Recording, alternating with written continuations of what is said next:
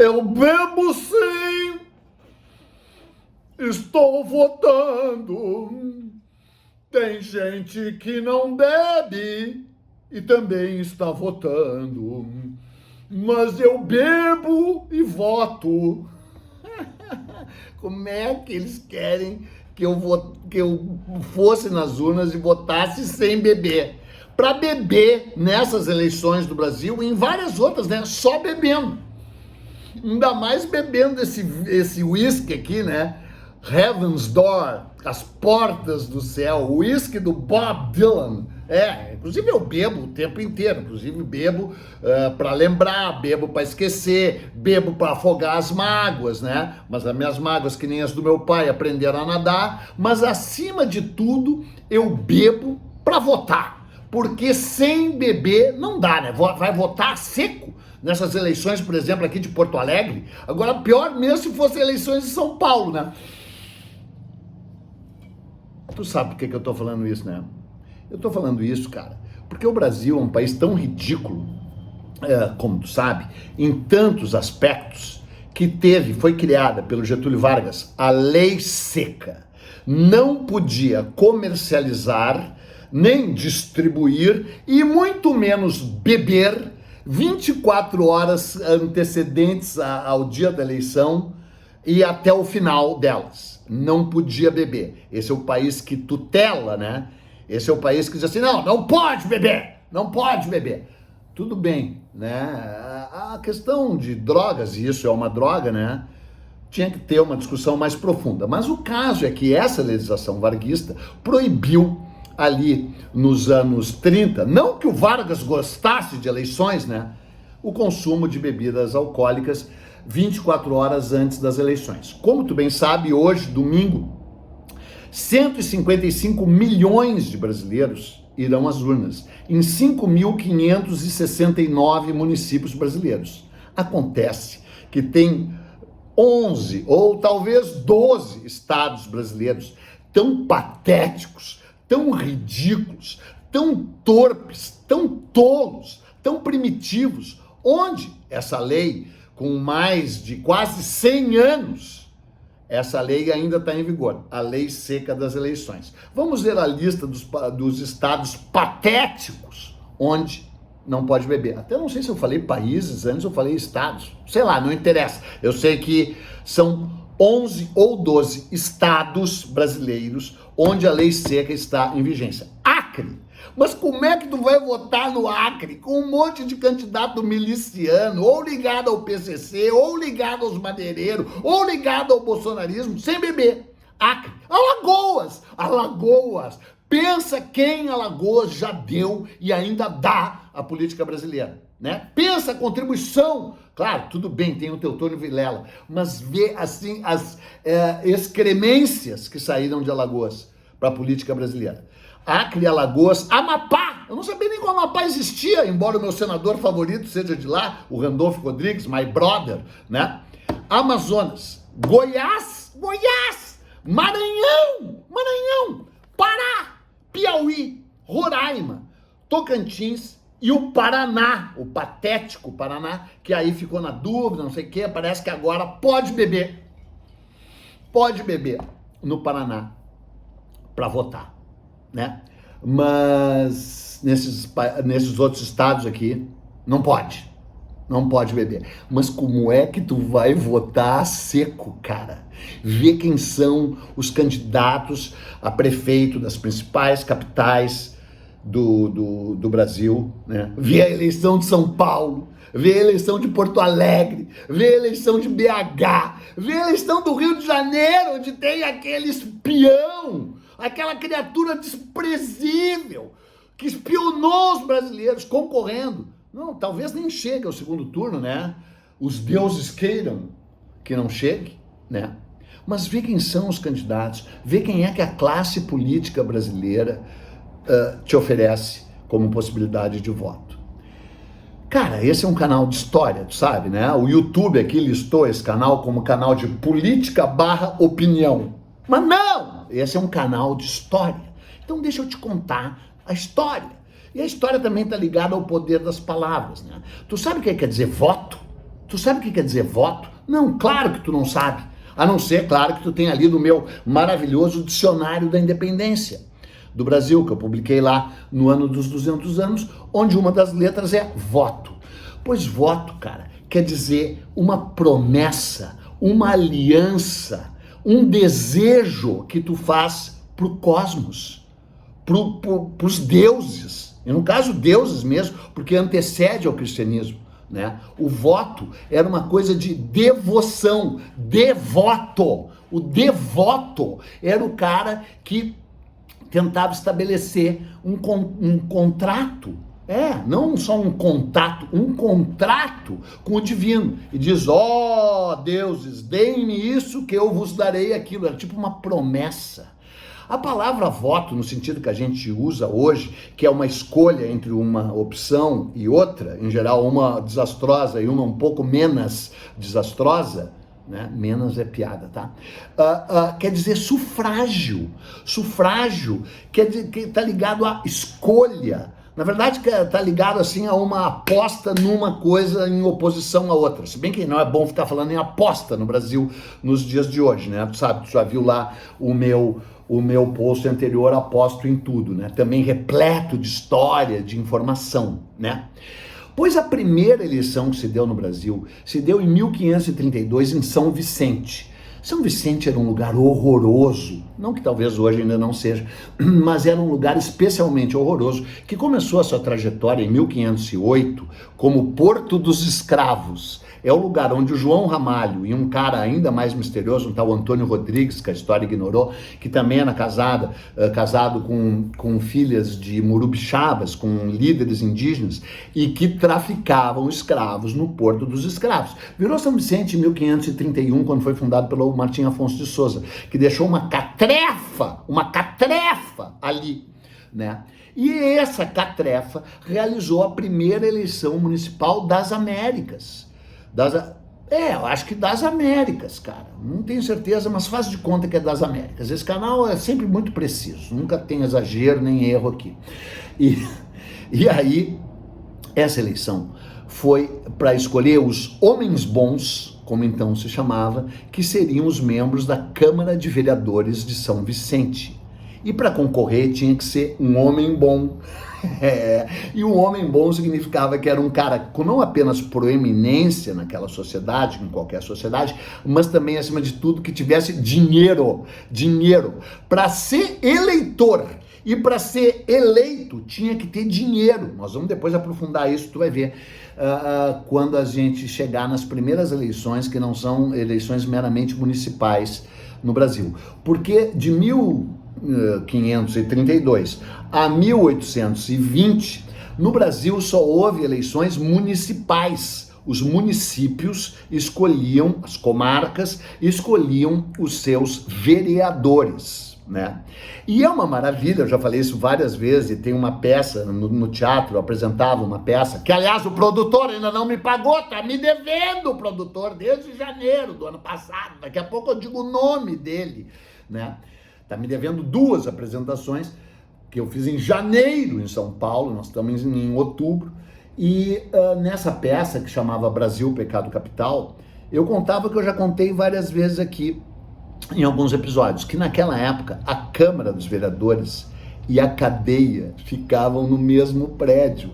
Era o prédio de Câmara e Cadeia. Esse era o nome, o prédio de Câmara e Cadeia. Maravilhoso, né? Porque daí o cara saía da cadeia e virava vereador, e era vereador e voltava pra cadeia, e era um troca-troca alucinante. Só faltava ter elevador. Eu já fiz essa piada do elevador, inclusive, 20 vezes. Inclusive, há vários prédios de cadeia e Câmara, de Câmara e Cadeia, ainda preservados em cidades coloniais do Brasil, como em Ouro Preto, vários lugares de Minas Gerais, acho que até na cidade do Rio Grande, aqui no Rio Grande do Sul, foi preservado o prédio de Câmara e Cadeia. A cadeia no térreo e a Câmara no primeiro andar. Que maravilha! Que maravilha! Essas eleições se mantiveram assim até 1821, 22 na verdade, na virada da independência, porque todos os cargos equivalentes hoje a deputado federal e senador eram escolhidos pelo rei porque a gente vivia num regime absolutista. O Dom João VI era um rei absolutista, que depois teve que jurar a Constituição lá de Portugal, né? Depois da Revolução do Porto de 1820, que é uma revolução liberal, que diz, não é só o rei que vai mandar, blá, blá, blá, cujos ecos chegaram ao Brasil, e aí houve, em 1822, a separação, a independência, diretamente ligada a isso. Peraí que eu vou beber mais um pouco. Só mesmo o Bob Dylan para fazer um uísque que nem esse. E aí foi um fã meu que me mandou. Aliás, fãs, por favor, continuem mandando uísque. E do Bob Dylan. Não precisa ser do Bob Dylan. E aí, desde que seja bom. Para eu beber para votar. Bom, aí, o que eu estava dizendo? Que aí veio a independência do Brasil. E eu fiz uma série para o History Channel, que vai estrear dia 11 de novembro, falta pouco agora, sobre a primeira Constituição do Brasil, a Constituição de 1823, que o Dom Pedro destituiu a Constituinte, que tu, na tua ignorância, não sabe, deveria saber, embora eu já tenha falado 1000 vezes, e em vez de outorgar a primeira Constituição brasileira,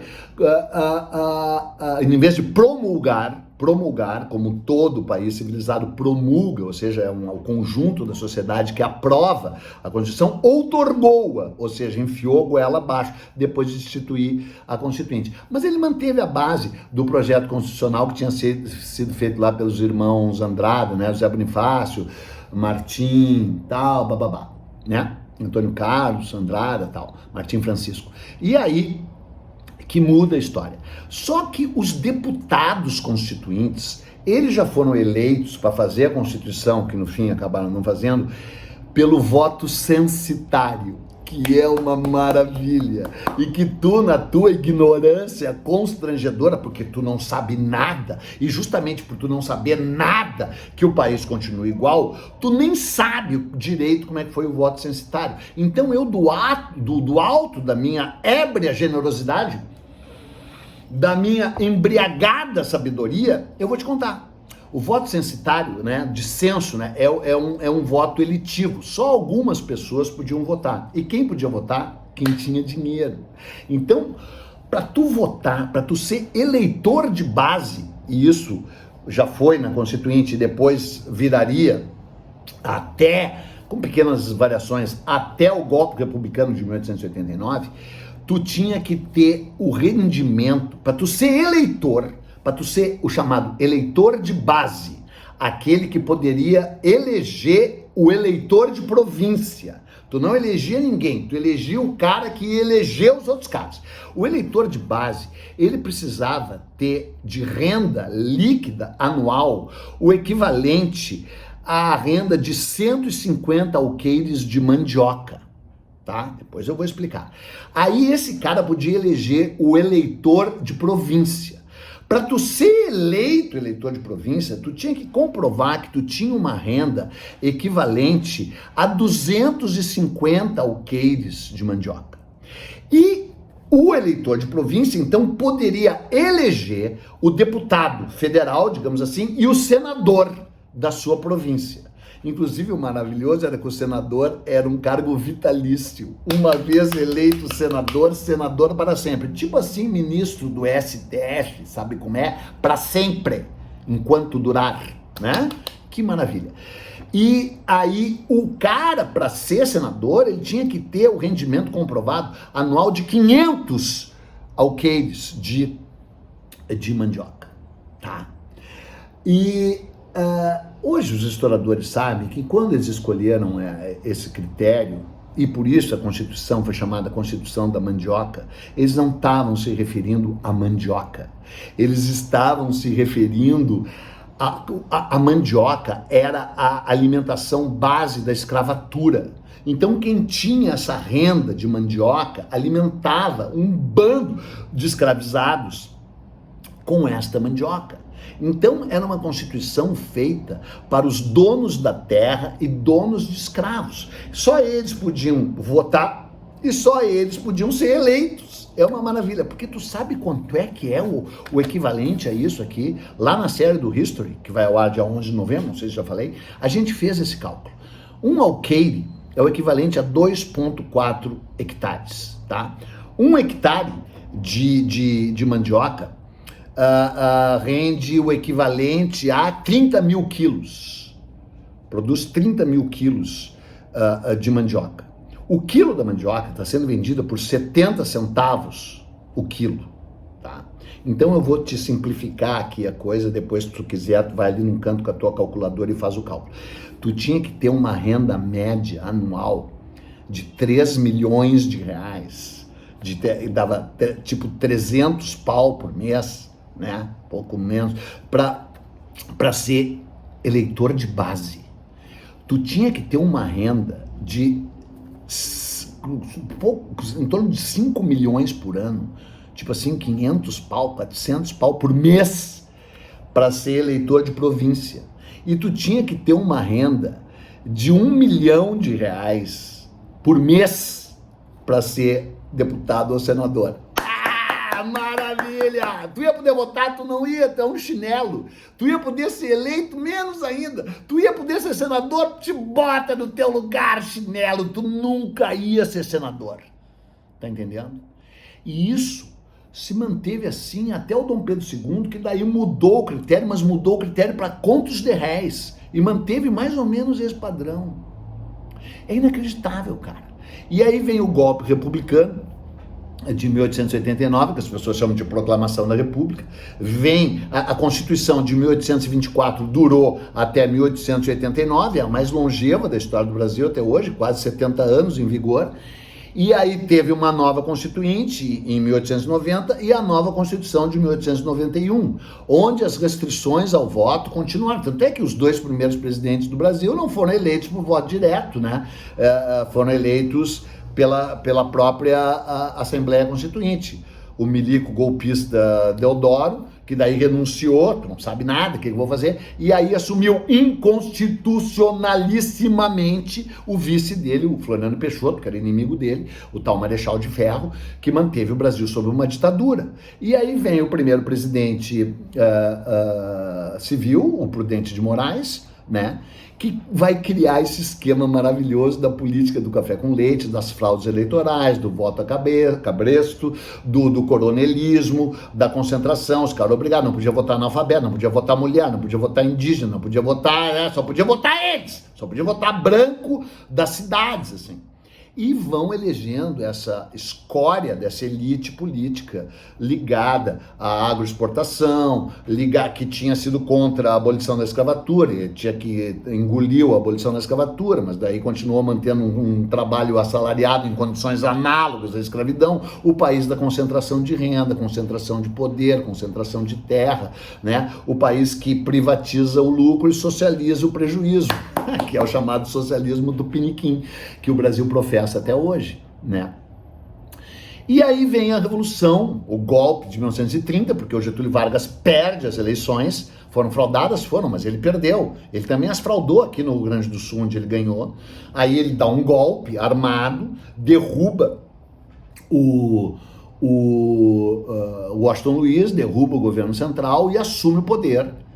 E modifica o Brasil em muitos sentidos, dentre eles que ele cria a legislação eleitoral, graças ao maravilhoso Assis Brasil, Joaquim Francisco Assis Brasil, que é o criador do Tribunal Regional Eleitoral, TRE, do Tribunal Superior Eleitoral, TSE, basicamente o criador da legislação eleitoral. Não é só ele, é mais complexo, não enche meu saco, tá? Tu tá entendendo, né?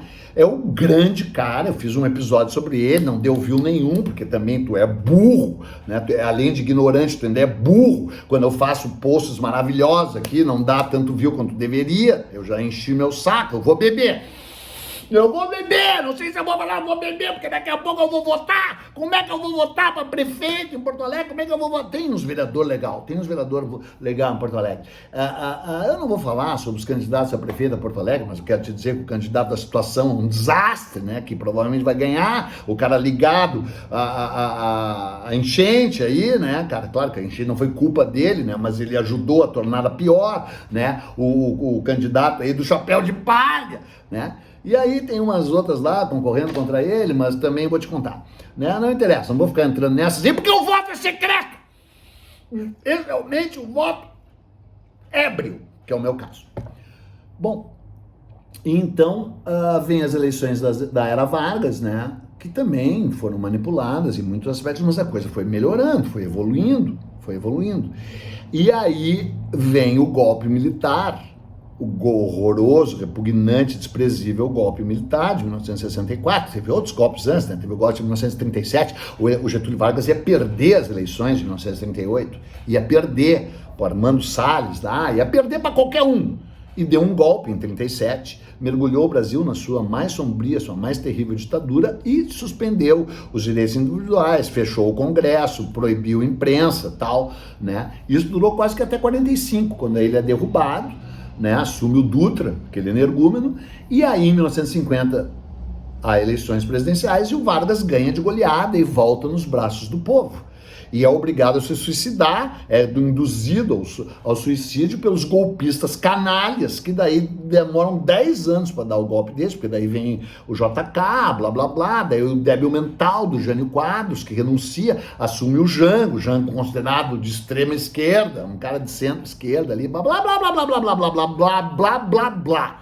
E durante a ditadura militar, continuaram havendo, ao contrário do que as pessoas pensam, houve eleições municipais, houve algumas eleições estaduais até, né? Veio o bipartidarismo, Arena e PMDB, dividindo os totalmente escrotos dos menos escrotos, né? Os totalmente escrotos, evidentemente, essa gente imunda da Arena, né? Sem nenhuma exceção, e tal. E daí vem a redemocratização, e os caras elegem o Fernando Collor, das Alagoas! Pra tu ver. Então, cara, o que eu vou te dizer? Só bebendo.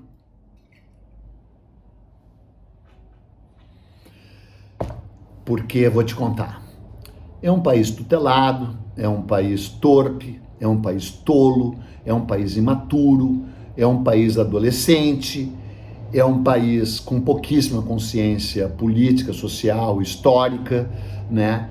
E é um país, acima de tudo, o país da desigualdade, da concentração de poder, dinheiro e renda e tal, né? E aí quando surgem os antipolítica, é inacreditável, né? O tal Bozo se dizia, eu sou o candidato antissistema, há 27 anos, como um deputado de quinta categoria do baixo clero, né? Aí esse outro que só faz M, é óbvio que o símbolo dele só podia ser M, ele só faz M, ele só tem M na cabeça dele. Aí tem canalha que hoje vai ir votar no cara. Tinha que ter o M, já falei, com estampado na testa, né, para mostrar o que tem dentro da cabeça, inclusive, né. Tem esse Ramugem, Ramalhau, sei lá, de concorrendo pelo Rio de Janeiro. É impressionante, cara. É incrível, é incrível. E aí não é capaz, é uma sociedade que não é capaz de produzir um cara que diz, porra, já foi, né? Porque tá, com todos os seus defeitos, o FHC, porra, o FHC, né, cara? Porra, tá, o melhor cara do mundo? Não era, mas porra, né? Um cara de respeito, letrado, né? Culto, papapá, né? O JK, tá? Todos têm problemas, todos. O próprio Getúlio Vargas, que assim, tu não sabe de que lado tava, mas porra, o Getúlio Vargas lá de 50, 54, né? O próprio Prudente de Moraes, né, o primeiro presidente civil do Brasil, o Campos Salles, que foi odiado, mas foi um cara que conseguiu estabilizar economicamente o país, né? Então, o que eu vou te dizer, cara? Cada país tem o candidato que merece, cada país tem a história que merece, e alguns países têm canais no YouTube tão bons que sequer o merecem. Mas não adianta, que eu não estou concorrendo a nada, não adianta tu votar em mim, porque eu estou sempre com as portas do céu abertas para mim, e é para lá que eu vou, junto com a Lucy in the Sky with Diamonds, que é uma belíssima música do Bob Dylan, como tu sabe. Lucy in the Sky with Diamonds, música do Bob Dylan. E esse canal nunca erra. Tchau. Vote em mim. Vote em mim. Porque voto, tu sabe, é um acordo com os deuses. Tchau. Um péssimo, um horroroso, um atormentado, um turbulento, um sombrio, um tortuoso, um nebuloso, quase um nefasto domingo de eleições para você. Tchauzinho.